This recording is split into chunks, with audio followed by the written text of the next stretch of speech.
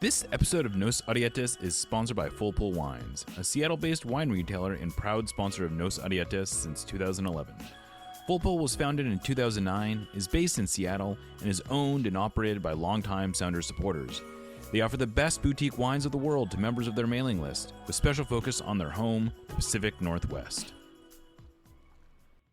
Hi, I'm Will Bruin, and I was just recognized as a Seattle Sounders legend. Now I get to do voice reads for the Sounder at Heart podcast network. Here we go. Come on! Hey, O'Shan! Let's go! A save by Fry! The Seattle Sounders have done it! MLS Cup winners! Here comes Rangers through the middle to crown it for Seattle! And now they truly can start the celebrations. It's the Sounders MLS Cup. Nicolás Lodeiro leaves absolutely no doubt. The Sounders rule the region. Seattle Sounders is campeón. It's gone! It's gone! Finally! This feels fucking awesome. This is a tiny dog. We want to win. It's Seattle Sounders, bro. Porque says cheated. You know, what was the thought process in terms of who you decided to use and who you didn't? Ever since Sounder Carr wrote a commentary that we didn't take the Open Cup seriously.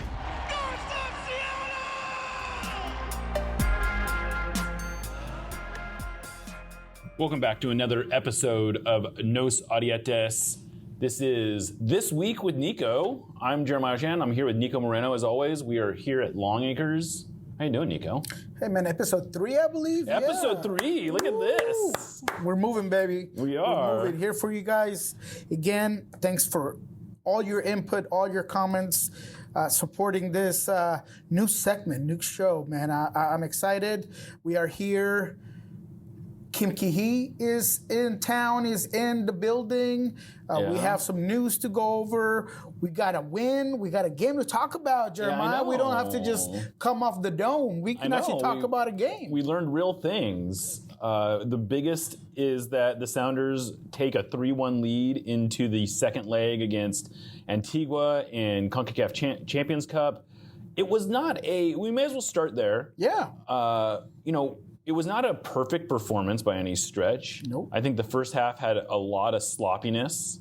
The goal they gave up was especially, one of those things you'd like to think you get cleaned up. But I think my big takeaway from this is historically playing in Central America, playing on the road anywhere in CONCACAF is not easy. The Sounders hadn't won a road game in CONCACAF. I'm going to assume you didn't read my story.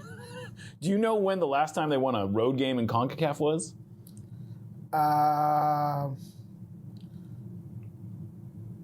2014? What? 2012. That was a pretty good guess. Oh, okay. 2012. They've played in four champions CONCACAF competitions in the meantime, at least 4. Maybe this was the 5th. They'd played in 4 up until this year. And they had never won a road game. There were a lot of ties. They went undefeated on the road in 2022 when they won Champions League. They didn't win any road games. They tied Motagua 0-0. They tied León 1-1. They tied New York City FC 1-1. And then they tied Pumas 2-2.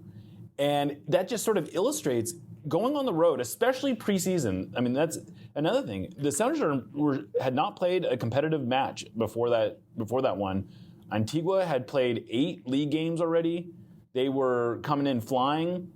And at times in the first half, they looked like the much sharper team, I thought. Antigua acquitted themselves quite well, I thought. Yeah, man. Look, let's start with the good things because I feel like overall, if I had to put everything in a nutshell and give Seattle its due credit, they show character. Anytime that you go into a game where you have a bad first half, I think that they had good 10 minutes, and then after that, they lost possession. They were sloppy. Yes. Pedro de la Vega did not look good on the right side. Gave up a lot. Dribbled into trouble a lot. Dribbled into trouble. The first touch and his second touch were a little bit too forward. Yamar had issues defensively, talking to Alex way too high. I can go on and on about things that were not working in the first half, but Seattle had the character. Even after that equalizer, which was a punch in the face, on the road, one that it's a combination of errors of a whole bunch of people, and you're still able to get back in the game. I got to give credit to Brian for shifting and switching Pedro de la Vega to the other side. I felt like his substitutions were timely. I felt like they were effective. And Seattle was able to get back into the game, get the momentum back, which wasn't easy because you go into the halftime 1-1, and Seattle is able to really get it back. It is something that is one of Brian's fortes. That halftime talk, we all know that he has that ability to just motivate the team.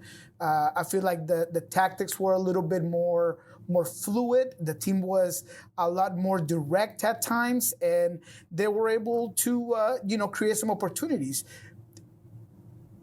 Pedro de la Vega himself, I think is also someone that I want to highlight because although he wasn't stellar and he wasn't as sharp as we thought, or I thought he was going to be going into this both game. Both of us thought. When I'm hearing, and this is something that I like to do, I like to hear from local media in Guatemala or wherever the Sounders are playing because I feel like they have an unbiased idea. They don't know anybody necessarily. And the guy that everybody kind of talked about was Pedro. They said he's the most talented player on that team. He was the one that was pushing the ball, trying to make things happen. So that alone was pretty good. Now, my man of the match has to be Ovid Vargas because he was so consistent. He was so good. Not perfect either. No. Had some mistakes, had some issues. But he was a key part of all 3 goals. Absolutely. That pass before the pass, he's always there. And that third goal is all him. I mean, well placed. He intercepts that ball, knows where to go. The pass has the perfect pace. Yep. Perfect pace into Georgie. First touch into Albert back at the net. I thought Albert was really good as well. I thought it was encouraging. Albert's a guy that my only concern going into this season was his health. I advocate the fact that he was brought back. I thought that he was going to bring continuity, experience, and he let you have it. And you know what I love about what he said today is how candid he is. He's so honest. You gotta love that. I love him in interviews. I asked him, I was like, hey man, you don't lack confidence, but it had to feel good. It's like, whatever. This is the third goal of the game, and we didn't really maybe it was important because of the second leg. I love that, man. I like the fact that he's just an honest dude. So all in all, I think Seattle's able to get the result and gives us something to be encouraged for this opener against Charlotte and moving forward. And I think one of the big things about this result is that it allows Brian a lot more flexibility with what he wants to do against Charlotte. Because the reality is that they don't need... I think part of why they won this game as resoundingly as the scoreline suggested is because they just had a big talent advantage. They were sort of able to brute force their way to a win, which I think is itself a pretty big accomplishment. But they don't need to do that again. They can play a much more even. They can afford to put out they're going to have a talent advantage no matter what in the second leg, but they don't need to overwhelmingly do it the way they did in this game. They can play some. I think what we're going to end up seeing is we're going to see more rotation between the Charlotte game and the next Antigua game than the Antigua game and the Charlotte game. Yeah. I think we're going to see closer to a first choice lineup than maybe they had originally. Maybe that was always the plan, but I think it allows them to do it where they can maybe reuse some guys that they weren't necessarily planning on reusing because they might be able to bench, bring them off the bench the next game. Yeah, and especially because you traveled to RSL after that midweek game as well, so that has to be in consideration. What I will say is that I think I would sit Obed. Obed got hit, smacked, pushed, stepped on. Yeah, he took some tackles. He took some hits, man. And look, I love the all-women refereeing crew. I have my daughter, and it was probably one of the best moments I've ever had with my daughter watching a CCC game. And as soon as she saw the all-women crew, she's like, "Yes, queen, let's go." And she was so excited. And they did a good job, but they did let a lot of things go. They did a good job. I think that there's some things that they could have, They let them play. Yes. They let them play a lot. I don't think there was any... okay, so it was funny because Brian Schmetzer gave a presser today, and he thought they were very good. He said, except for that 5-minute stretch in the first half where it seemed like 5 big tackles all got thrown in a row, and it was one of those situations where let them play is a great idea, but as soon as it starts to ramp up, you can see why referees don't always want to let them play, because one tackle begets another tackle, and each one comes in a little harder, and each one is a little tougher to not blow your whistle, and then eventually you just have to blow your whistle. And that was a situation where it looked like it might get out of control, and I think Obed was the one who ended up taking the worst of all those tackles. Because it's the inertia of the game, man. Exactly. It's the inertia of the game, and that is something that is very present for anybody who's followed the game, is that the game starts heating up, and one tackle pushes the other, and it's just an inertia. Well, all of a sudden, it's going to be a big hit, and there's a little bit of a scuffle, and Alex gets in somebody's face, but thankfully nothing else happened. But going back to my main point, because of that, I would sit Obed. So and you have JP. So why not Christian and JP if you want to go more to having a first lineup for Charlotte? Yeah. So I could see where that could be a rotational thing. But before we move into Charlotte, I did want to continue to praise the team, because this Antigua team had 8 games going into this game. Mm-hmm. They probably didn't surprise Brian, and I forgot to ask that today, but they had not played with a 4-3-3 in their last, 4 or 5 games that I looked into. It was always a 5-4-1. It was always a 4-1-4-1. I mean, this was surprising to me. Romario da Silva was a menace on the left side. I think that he had the assist. He had the assist, of course, to Oscar Santis, one of the Santis brothers, the guy that we at Ilobis Corchers pointed as the man that should be looked upon. And Romario was very good. So Seattle was going in against a team that was more prepared, that had more competitive games going into this one. And because of that, I think that is something that you want to applaud. Mauricio Tapia, the coach of Antigua, he was emotional about it, and he said that it was an unjust score line, that his team did better. And that the 3-1 doesn't tell you the whole story. So I absolutely get why he would say that. Yeah. I mean, I would say that he's right, and also it doesn't really. I mean, that was their shot, really. Sure. Like, they're going to have to win essentially 3-0 at Lumen Field. I don't want to say that's impossible, but that's tough. That's not very likely to happen. Because you got to expose yourself. And if I want to play devil's advocate on the behalf of the Sounders in that one, is saying that, look, I think it should have been 4-1, if not 5-1.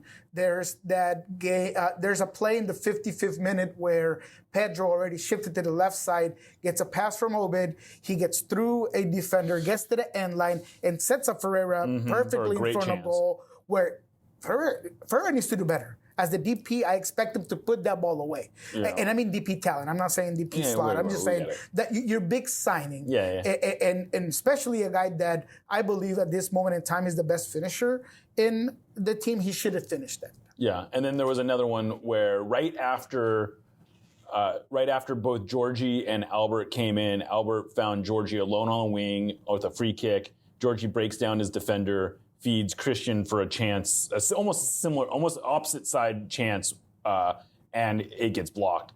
But another very good chance. Sounders could have scored a couple more goals, like you said. And I think all that is very encouraging for a team who has struggled to score, who looked like they had fixed that in the preseason, and we saw a continuation. They created chances, and it's such a big difference when you can bring an Albert Rusnak, when you can bring a Georgie Manungu, when you can bring Paul Rothrock off the bench, absolutely, as opposed to those all being starters. They just have so many more options. Today Brian was talking about how they were able to they were able to make subs and not drop their level. And that is such a big advantage. And I think that's probably going to be, as long as the Sounders can stay healthy, that's going to be a huge advantage for them, I think, because they can go 14, 15 deep without really any drop in quality. So I think that was all very encouraging. What were your thoughts on Jordan? Like I heard a lot of people criticizing him. I think it's a little bit unfair simply because he just didn't get enough services. He was and when asked to he do did a lot of- get it, he was out wide, or he was just out of position, or he was having to get back way too far back, and that's just difficult for him. Yeah, he wasn't super involved. I think he only had something like 19 or 20 touches in the game. But also, that wasn't for, I don't think it was his fault. I think he was asked to do a lot of dirty work. He was Absolutely. As always, he was asked to make a lot of runs that aren't necessarily going to be rewarded. He was useful in terms of stretching Antigua, and he'll get in position. He'll get goals. I wasn't discouraged by his performance. I think people get a little wound up in the perception that he can disappear because he is not getting on the ball. But that's not necessarily, you don't want Jordan touching the ball 40, 50 times. No, of course not. Just like when Raul was at his best, he might only touch the ball 15 times in a game, but 3 of them were, in front of goal. Yep, exactly. and that's what Jordan didn't get. And you make a good point about he was doing the dirty work. He was making sure that he pulled markers. He was making sure that he opened up spaces. Right. He was doing some of that pressing that Seattle was trying to work on, right? And then they generated a couple goals out of it. Yeah, and opportunities. Goals and opportunities. Arriola is another guy that I wanted to highlight before we moved on. I thought that he was poised. Both goals was off of deflections. I'm not, going to take that away. But Paul Arriola, I felt like, was very good at not losing the ball in vulnerable positions. Alex didn't do that so much, and that worried me. Yeah. But Paul, he was very good at just knowing when to turn, knowing when to drop that ball, knowing how to move. So that was encouraging for me. When I think the other thing I liked in general was that this is a team that understands the assignment. They know they don't need to put on a show, especially on the road against Antigua. They are there to grind, and they have plenty of players that understand the physicality, and they understand the challenges of playing in CONCACAF, not necessarily in Champions Cup, but they have played in CONCACAF for World Cup qualifying or whatever, and they aren't going to be overwhelmed by the challenges that are inherent in that. And I think this is a team that I feel like is well set up to make a potential run in this thing. I think we can probably look ahead a little bit from where we are, and that's huge right now to be able to, this is a big result because I think it sets up this, you just look at the schedule and it's game after game after game right off the bat, and this game allows them to plan.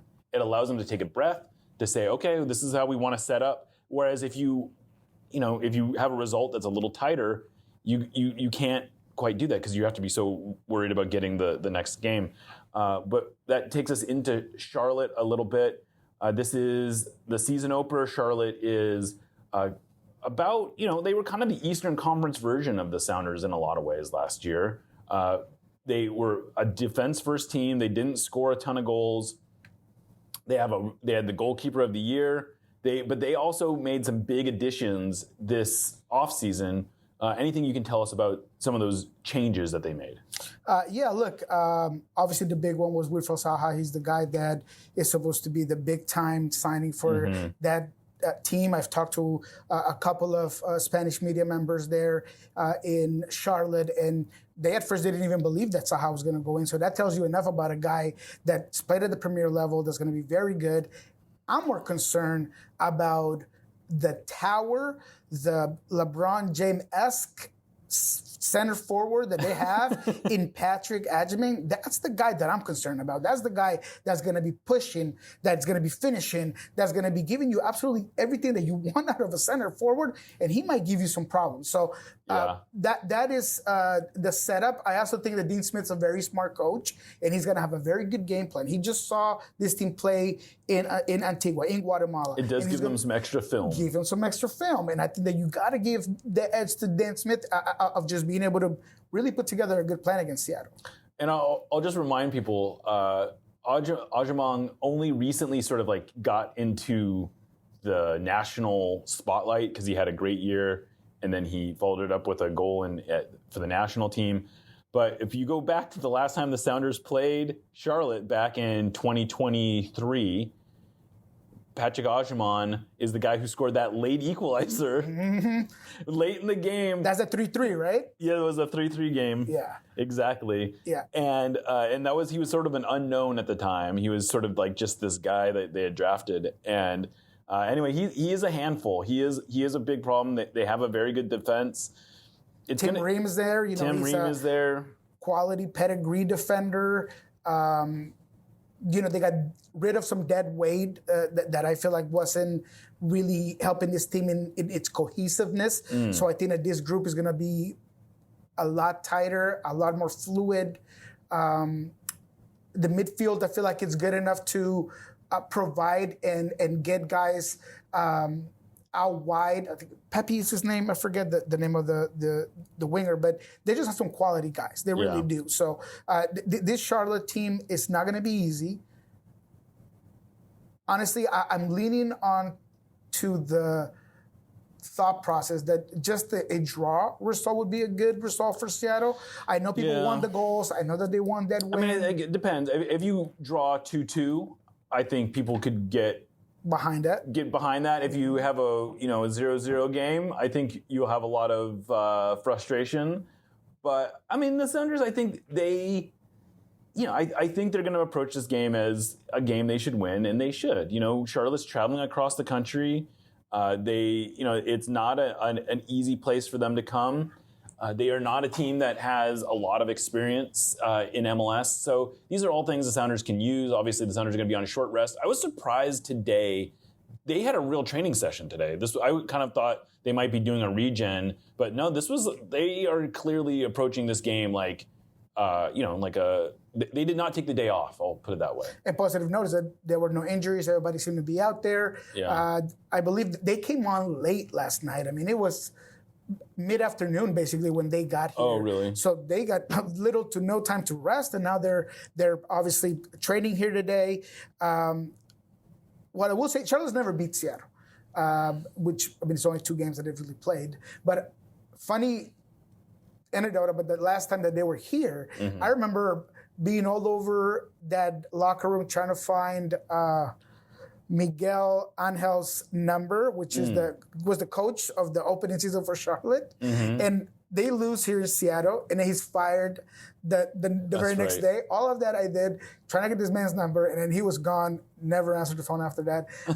But, it's interesting how, this Charlotte team was an expansion team. It maybe doesn't have the reflectors that the LAFCs do and the Austin maybe even, but it's a team with a very good base, a very good fan base, and I'm just excited to see him here in Seattle. I am too, and I think this will be a good test for the Sounders. I think it's it's fun to kind of start with someone that you don't see all the time, so that'll be fun.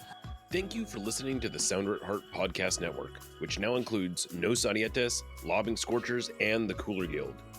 We've been independent since August of 2023, but need your support to make sure it continues.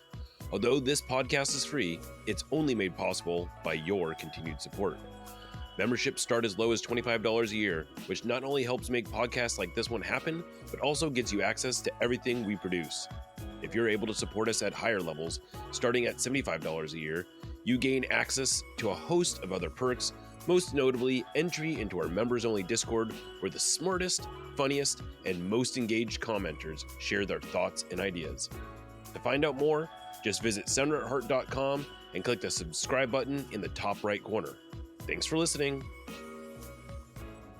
It's getting to be that time of year when you need to figure out how to watch Sounders games. If you're an Alliance member, you are getting a free subscription to MLS Season Pass, and you're covered.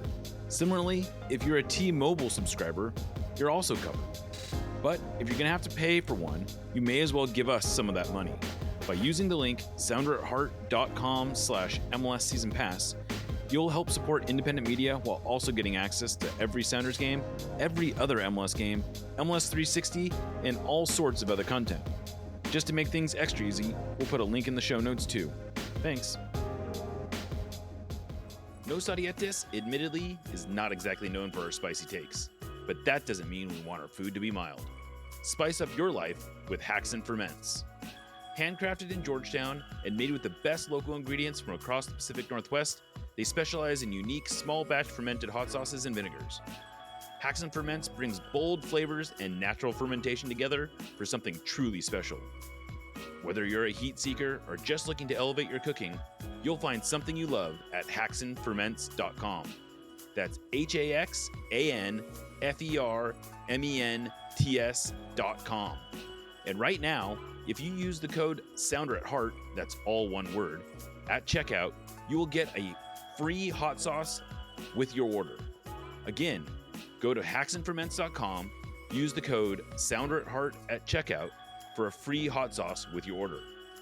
Haxon Ferments is a proud sponsor of the Sounder at Heart podcast network. But yeah, this will be a good test, I think, for the Sounders. And as far as training today goes, we ended up talking to Albert Rusnak, we talked to Kim Keehee, we talked to Craig Weibel as well. I don't know, where do you want to start with all that? I did think it was, I do love Albert is just openly anti-training. Yeah. He does not even hide it. Marshawn Lynch of the Sounders. Yeah, he does not. It almost. I should have asked him this. I meant to ask him, but you get a sense that he didn't mind missing the last couple weeks of training too much. No, and I think he takes that and works with it and excels at the fact that it's quick turnaround. Yeah, he's like in the briar patch. Yeah, and I expect him to start, and I expect him to be good against Charlotte. Yeah, I think he probably starts. Yeah. He's a guy that is always motivated to just prove it on the field, and that's all fine by me, you know. And not everybody has to be a vocal leader and a physical leader. He is a leader on the field, and he plays at his best, and he makes this team better. I think that in terms of distribution in that final third, he's going to amplify that. I felt like Jesus had moments, but he did not look as connected, in sync as I wanted him to. Yeah, he had moments, but you're right. I would agree with that. He was not like he had the pass to Areola that set up the first goal. He had that good look off of the pass from Pedro. But other than that, he wasn't super involved. Right. And, I mean, that'll come. I'm not super worried about him.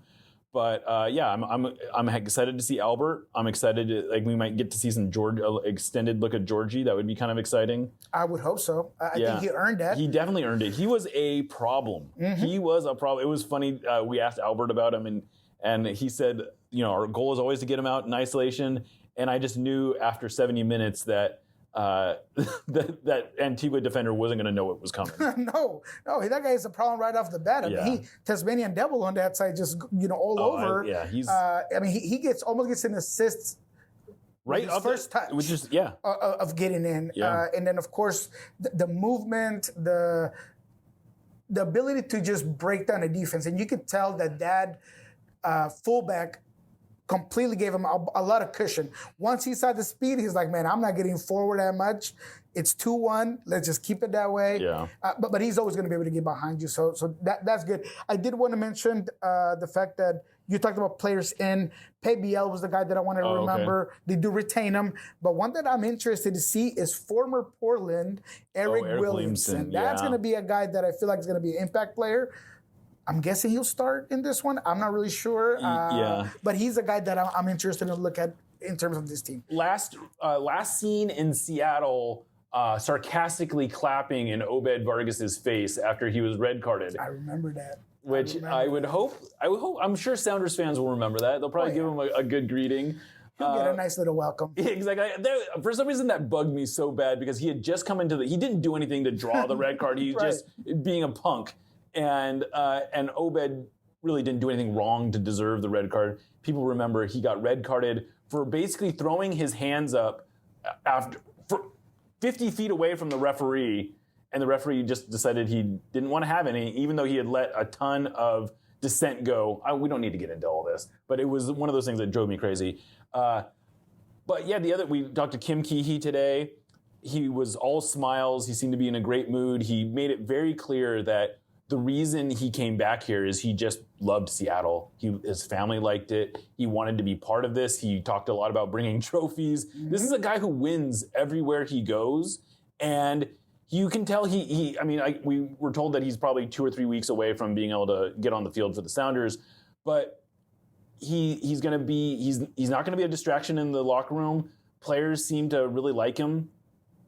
And it sounds like his English has gotten a lot better. That was like one of the running jokes when he was here last time, how he didn't really speak English. But it sounds like he's picked up a fair amount of English in the meantime. And I think that's another valuable depth piece that just speaks to the culture that the Sounders have built, that a player like that wants to come back here and is willing to basically come here and play for free. Yeah, and very self-aware. I mean, he was very open. He said, look, I haven't played in 2 months between the off-season and figuring out my visa and everything that, has to do with moving to the United States for the meantime. So I like that. He's not providing any false expectations. He knows what to do. And in terms of his role, his translator, I think he got the whole gist because he smiled when we smiled. But he's like, look, if I got to sit on the bench and watch the games, that's what I'm going to do. But I'm going to go in. I'm going to try to do what I can to bring trophies. Yeah. And I really believe that. I think he's going to be a guy that's going to be a positive influence, that's going to do whatever you want him to do, and that his experience even in Korea, that maybe we don't know a lot of that league, but when you're playing for a top team of that category where he was a main component, I could trust him to come in, be experienced, be aware. Also playing in Asian Champions League, like they were they're one of the top teams. They might be the top team in all of Asia, which is something. I mean, these are some big clubs in Asia. Yeah. 100%. So I think he's a really good piece. And Brian did mention that, he has some conditioning to do, fitness stuff. So, don't expect him anytime soon. But that was a positive note. Love to see him. Love to hear that he's back. Seems to say all the right things. And I think we expected that from him. Yeah, exactly. I mean, I think it's very much a see what is what you get situation with Kim Ki-hee. Sort of on a similar note, you had a story. We've talked about it a couple times now on this podcast. You were able to sort of pull the curtain back a little bit with your Nico Lodeiro reporting. The story came out on Wednesday morning. Maybe not the best timing, but hey, the stories come when the stories come. You can't really control that. And essentially, you gave a version of the story that was maybe that it felt fair to say felt like it was coming from a player who felt Spurn's perspective, or his camp's perspective. And I think both Brian and Craig effectively confirmed the main elements of your story, which is he did talk to the Sounders. Brian said he actually talked to them twice. And, the perspective on why the deal didn't get done, I think it's fair to say is different from both sides. But what did you make of what Brian and Craig said? Yeah, look, mainly Brian. I mean, I want to make it very clear, and I hear this online all the time, and I have absolutely no reason to shy away from anything. People assume that I have these super close relationships with lots of players, including Nicolás Lodeiro. I don't shy away from it. I'm a likable dude, but that's not my only networking in terms of resources. Yes.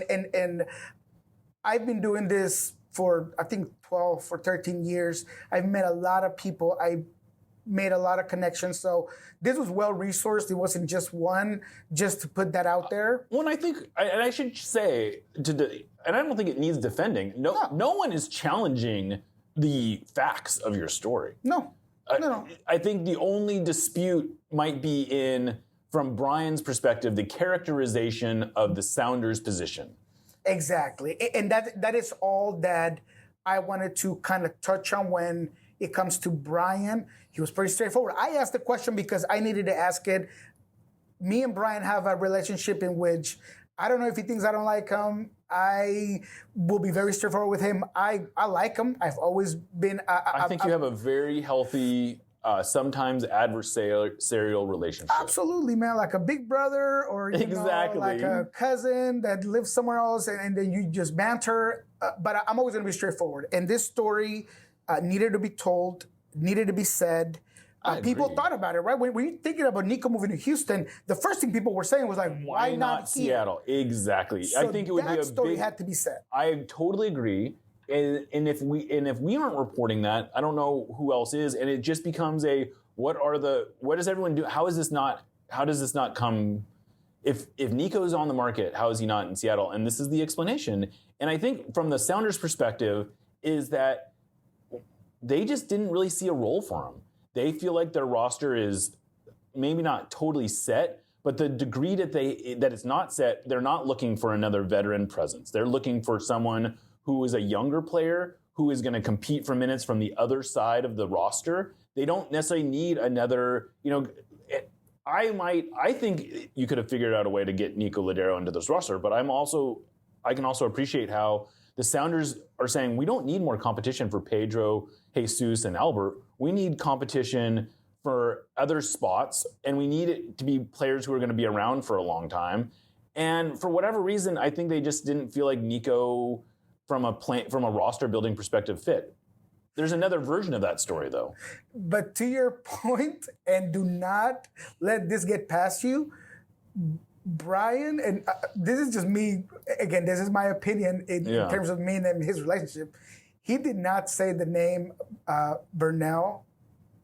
Oh, right. Yeah, he just out of the blue, they said, what's your breakout player? That's a good catch. I actually didn't pick that direct connection, but you're right. Someone asked him, well, who's your breakout candidate? And he didn't say anyone who's on the roster. Ferreira. Who did he say? He said Snyder Brunell. Who's not even on the roster. Who's a midfielder, who's the guy that maybe Nico would have occupied the spot for. Exactly. Brian is a very intelligent person when he throws stuff out, but man, I catch it all, baby. That's a good I'm catch. Jerry Rice out here, man. So what I will say is this. Seahawks legend Jerry Rice. That's right. That's where I got his autograph. Exactly. My favorite player of the time. What I will say is this. In my opinion, a guy that just played 1,700 plus minutes, that had 13 assists last season in all competitions for Orlando, could absolutely help you in one regard. If Ferreira, Jordan, and Danny Masowski are your only three strikers, I don't want Ferreira playing a whole lot of 10. I would much rather have a guy like Nico take that spot instead of Albert, or vice versa, whoever you want playing that position. And I feel very comfortable putting him there. Not to mention that he played holding mid for Oscar Pareja last season, and he could definitely for Brian too at times. for Brian too. So he could definitely do the job. So, in my opinion, and that's anything but that, I think he would have fit. In the story, all I portrayed was a hypothesis of why maybe that wouldn't have happened. Yeah. It is no secret. And everybody in the Sounders universe knows that Nicolás Lodeiro's departure was not as glorious as he could have been, or maybe some people expected it to be. Or as amicable. Amicable. That's another. I mean, I think I think it's pretty obvious from all the reporting that Nico would have preferred to stay here and to keep doing his thing. And the Sounders said, no, thank you. And I think that you can paint it however you want. And I think Brian made it sound like this was not the issue, but I think it's hard to escape the reality that the last two seasons they have had club legends who were not totally on board with the decision-making process. And the Sounders managed that, I think you can argue, pretty well. It didn't destroy the locker room, that they were able to sort of work their way through it. And I think there has to be some consideration that Brian gave to, no matter what Nico is saying, I don't want to go for this again if I don't have to. And I think that's a justifiable position. Sure. Even if I would have liked to see, I think Nico could play a role here. I think that they could have figured it out. I think that the Sounders roster looks better with him on it than without him on it. But I can't really blame Brian even though he claims this wasn't the reasoning, I am sure that played some part in it. No, and look, as a journalist, if I may dilute the definition of journalist, I feel like my job is to at times shed some light on things like that. We saw what happened with Raul Ruidiaz, and it was visible what happened, and Nuhu and all that stuff. We at Sounder Heart covered that story. Same thing the way we covered the Nicolás Lodeiro story. Those are things that I feel like it's important to provide transparency of the player. Also, let's be real. This is what drives interest. If it's all sunshine and rainbows, it gets boring. And I mean, I can understand why you don't want to invite that stuff, but like the coverage of this is I think, a really important part of the whole ecosystem that we're in. And this is maybe getting a little inside baseball. But as long as we're being truthful and honest and transparent about what's going on here, I don't think there's any harm or any fail. I understand that some people may not always like what we're reporting, but I do think it's genuinely important and it's genuinely good for the whole endeavor that we're going through here, and hopefully people appreciate it. And that's kind of why the only thing I would disagree with Brian is I felt like he called it unfairly or something. Yeah. He seemed like he wasn't happy with the wording, and yeah. I'm going to tell you that I characterized the story exactly how I wanted to portray it, and we were just, as a hypothesis, he was able to provide a statement to, say, provide context to it, and that's it. So, if, Brian or this team and the players want to look at me like this, the shortest Ivan Drago you've ever seen that you could put on your, mirror and you could just, try to prove me wrong, or I'm the bad guy, I'm the villain, that's fine, man, but I'm going to continue doing what I'm doing. And this is a story that I felt like a lot of people wanted to hear. So I'm excited that we took it on. And I'm excited we took it on. I am too. And I think we got, and frankly, it's fine that there's another follow-up to it that Brian seemed to want to put on the record. Like he could have just said, yeah, we talked, and that he could have left it at that, and it probably wouldn't have been worth writing up. But he gave us a whole explanation of where he felt like, where his mindset was, and hey, good for him. And I believed him. There was, I don't know if it was just hatred towards me, but I saw sentiment in his eyes when he was saying, I thought about it. I literally contemplated bringing him back. And I believe him. I absolutely believe him because I felt it. So yeah, and the fact, and we knew that they had at least two conversations, and I think it says something about the consideration that they gave it, that it wasn't, that they had two conversations, that it wasn't no thanks. Yeah, and if he feels like Burnell's going to be a guy that he wants to provide more playtime, and he sees this, prospect in, that's fantastic. I applaud it. That's good. And I will note, Snyder looked really good today. It's notable that we are now on game day -1 for the regular season opener, and both Snyder and Kalani Kosarienzi are both still training with the first team.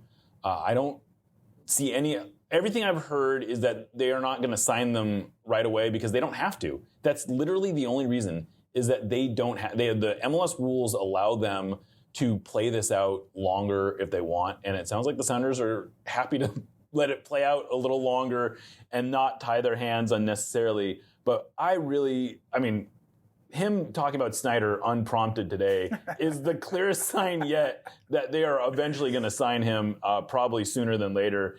And like I said, that Kalani is still training with the first team tells me that he's probably going to get a first team contract as well.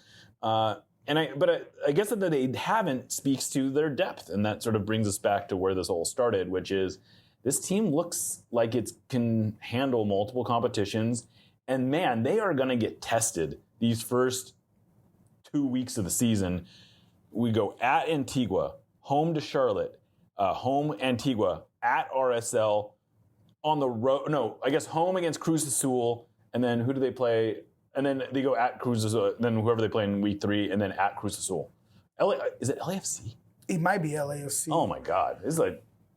No, it's a tough road ahead, and Cruz Azul is a top team. Yes. They just put 5 on, I think, Real Hope in CCC.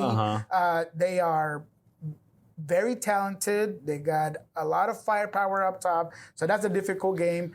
So Seattle will be tested, but I will say that I'm confident that they can come up with a game plan that the collective play of this team can match the individual talent that these other teams have.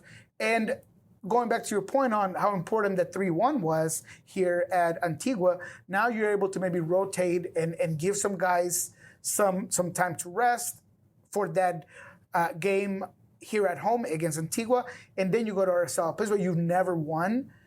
Well, not since 2012.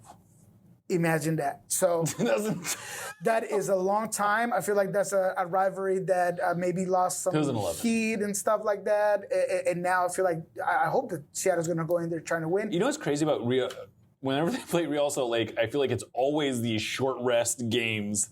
It really is. It's crazy. It really is. They never play them when it's just like a normal week. It is very funny how that works out. But yeah, this first couple weeks of the first month of the season is just an absolute gauntlet. I wish you and I went to Mexico City together for the Champions League final. That was quite an adventure. I would love to promise to do that again with you, but I don't know that I'm going to be able to swing it. That's going to be tough. But I would love to get back to Mexico City.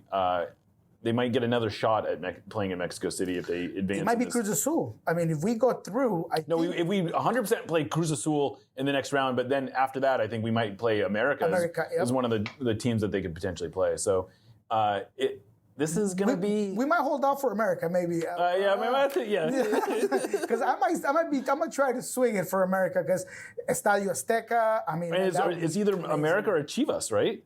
Right. Yeah, both ones are good. I got family in Guadalajara, man. Do you? All right. Hey, we might be cooking up something here. Yeah, my wife's from down there, so we get down there. A huge house. Like, we have our own room. I mean, her aunt got a villa. That thing's amazing. So, yeah. All right. Well, now we're really cooking. All right. Well, Nico, I think that's it. I think we emptied the notebook. Was there anything else that you had that you wanted to make sure to get into today? No, I don't think so. I think we hit the agenda of everything that we felt like it was important to, bring out here, what we saw, what we noticed, Kim Ki-hee, everything. Anything else that stood out from what Craig Waibel said? Maybe that in terms of I don't know, it sounded like he was saying that there might be another player with the U22. Yeah, they seem to be. I mean, he was very non-committal about what they. I mean, it's true. I will say Brian seemed to almost be hinting at maybe a signing coming sooner than later. Like he made a statement about, I'm not sure what I'm supposed to say, but which you always hope. You always hope. We did see that the Sounders were compensated for Manuel Nacimiento, who LA Galaxy signed. They got $50,000 in allocation for his discovery rights that will turn into an additional 150 allocation if they exercise his loan option. So that's kind of neat. And apparently, the thing that kept the Sounders from signing Nacimiento is, according to Weibel, is that Botafogo was really focused on getting a player back from the Sounders. I don't know who that player was. He did not say who that player was. It seems like the logical conclusion would be maybe someone like Pedro. Yeah, I have heard that Botafogo was interested in. And you can see why the Sounders aren't that interested in that kind of situation. Of course not. I mean, you would just pay $7 million for the kid. Yeah. He's just starting to come through. You're hoping that he breaks out for you. So, yeah, it makes no sense. And you look, Nascimento is a fantastic player, extremely talented, typical for what Greg Vanney's doing down there. Don't know how he's 20 years. He's not going to come in and be a starter. No. He's definitely a prospect that you're going to have to work through. He's not your 21, 22, ready to go. That's not the player. Yeah. There's potential there, but I don't think he's a sure bet. So, all in all, I think LA Galaxy can manage that player more than Seattle. I take this team very... Everybody's hitting the road running. We're running a very well-oiled machine, and I don't know if a prospect that young would necessarily fit well here. Yeah. So, but it was interesting that they had the rights. Yeah, it was interesting. I thought it was very interesting that they had the rights. Talks to the scouting, talks to everything that people at times tend to question, criticize when it is literally Sean Henderson's been running the show for a very long time, since all the good signings, Nico, Raul. He's the same guy. He's the guy running the show back there. The soccer side of this organization is pretty competent, I think. Yes. Absolutely. 100%. Absolutely. Well, Nico, thank you again. Of course, people should be following you on Blue Sky, on Twitter, El Rolo NW. You are, of course, putting out videos on Pulso as well. You can, most of the days, you post the video from training for interviews and stuff. So if the Sounders are slow to put it out, or sometimes they don't even shoot it. So thank you. That's right. You can, of course, continue to read him in Sounder at Heart as well. He's on Lobbing Scorchers. on Mondays. How's the live show going on Mondays? It's going great, man. I feel like we're getting a lot more interactions that I thought at that particular time. I've heard people say it's too dang early, but people still showing up. So I appreciate that from everyone. I feel like it is a good time to talk soccer, and right after a weekend, I think it's going to be even better. So the slot makes sense. Ari's fantastic. He's well knowledgeable. We also hit a little bit of the overall league content. Yeah. So I like that. We have Noah in the background doing his magic. So, it's all in all a well-run show. So I'm excited, man. I think that people are liking it, and we're going to continue to do it. Both things through, of course, the Sounder Hard podcast network. Yep, So, and I will add that this week, Noah and I have reached an agreement to actually put the live shows in the private RSS feed for Sounder at Heart. So if you are a paid subscriber to Sounder at Heart, you can access the audio-only versions of the Lobbying Scorcher live shows in our private RSS feed. I would encourage you to subscribe to that, and you don't need to. You'll get everything you get through the No Sadietes feed, plus everything on Lobbying Scorches, plus everything on the Cooler Guild. It's an easy way to sort of get all your pieces with just one feed. So anyway. Love it. Do that, man. I mean, hey, couple of coffees or a couple of lunches you don't go out, you could put into Sounder at Heart, help this project, help independent journalism. Yeah, man, so go ahead and do it. Put some money in Nico's pocket. Nah, man, come on now. But thank you so much for doing this, Nico. Thank you to the listeners for doing this. Give a plug to Full Pull Wines and Hacks and Ferments, who are sponsoring this podcast as well. I am Jeremiah Shan. This is No Sadietes, signing off for the Sounder at Heart Podcast Network. That was good stuff. We will catch you next time.